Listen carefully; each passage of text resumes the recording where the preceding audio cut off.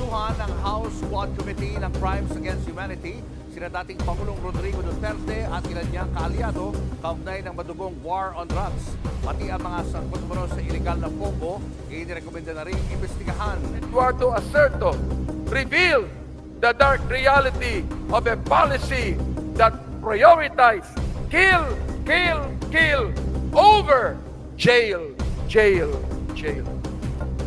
Mr. Speaker, more data revealed how every effort was made to ensure that those involved in these killings were spared from the consequences of their action.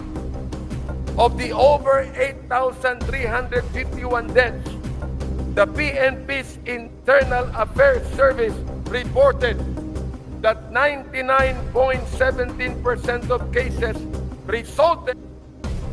Ang karumal-dumal na gawain nakapaloob sa operasyon ng POGO ay isang bagay na hindi maitatago ng mga taong nakinabang sa operasyon na ito. Politiko, negosyante, mga banyaga at marami pang iba. Itago man, pilit man, ay kusa namang ilalabas ng tadhana ang katotohanan kung ano ang dilim sa likod ng operasyon ng sugal na ito na sumisira sa kaayusan at imahe ng ating bansa. Ang mga buhay na mapabanyaga man o lokal nating kababayan na kinuha ang kanilang buhay ng mga mapag-abusong tagapamahala ng mga pogo ay ibinubulid na ang kaluluwa sa impyerno.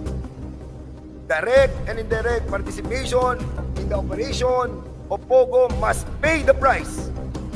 Di po pwede nakalimutan na natin ang nakaraan at mag-move forward na tayo.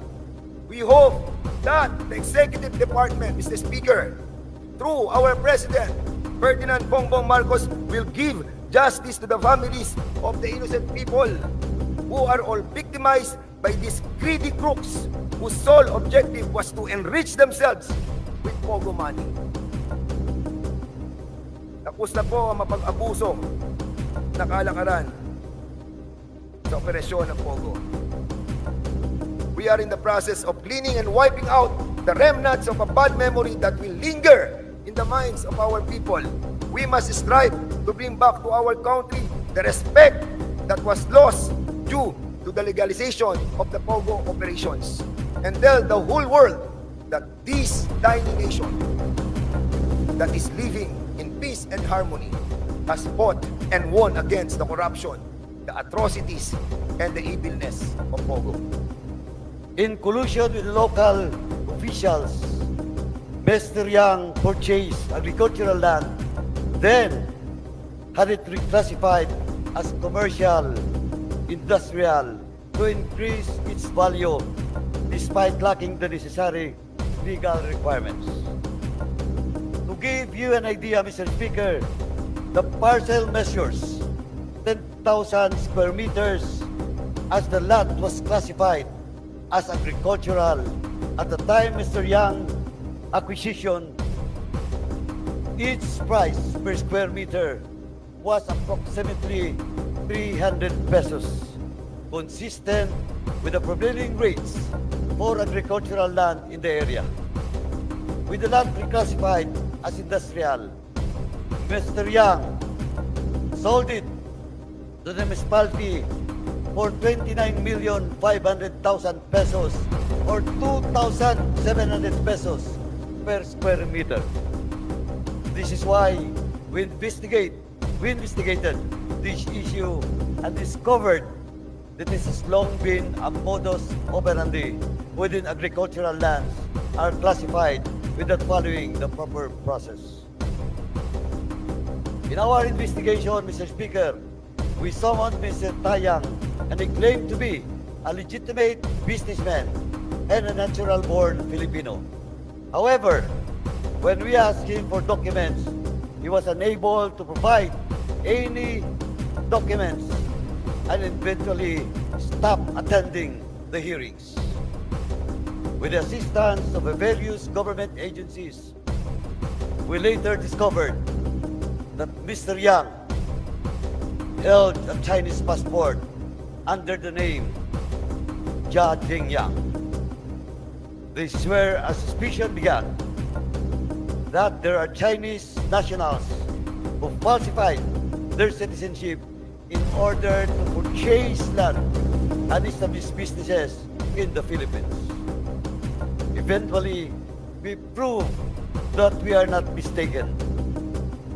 The Committee on Public Accounts investigation into Mr. Ted Young, Mr. Roy Gomez, and the former Mayor Teddy Tumang uncovered a network of illicit activities that pose a significant threat to our national security and economy.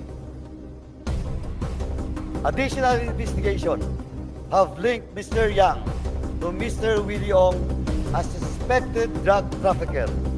In 2023, a warehouse located in Mexico, Pampanga was raided, resulting in the seizure of approximately 3.6 billion worth of shabu. This warehouse belongs to Empire 999, and the land where the drug warehouse was constructed was previously owned by the Tumang family. Foreigners, crimes linked to Philippine offshore gaming operators or POGOs, and extrajudicial killings. The formation of the Quad Committee was inevitable. The House of Representatives, under the leadership of Speaker Martin Romualdez, recognized the complexities of these issues required a united and comprehensive approach. Thus, through House Resolution number 1880, the Quad Committee was brought to life. What began as a separate investigations by individual committees soon uncovered a web of interconnections. A Pandora's box of crimes and abuses that tested the very foundations of our institutions. One of the most alarming discoveries stemmed from a routine investigation into the 3.9 billion drug bust in San Jose, Malino, Mexico, Pampanga. The probe unearthed the illicit operations of Empire 999, a company owned by foreign nationals masquerading as Filipino citizens. This led to the revelations of massive illegal land acquisitions involving hundreds of hectares of agricultural lands in direct violation of our Constitution. It further exposed suspicious ties between local government officials and foreign syndicates, pointing to corruption and systemic exploitation.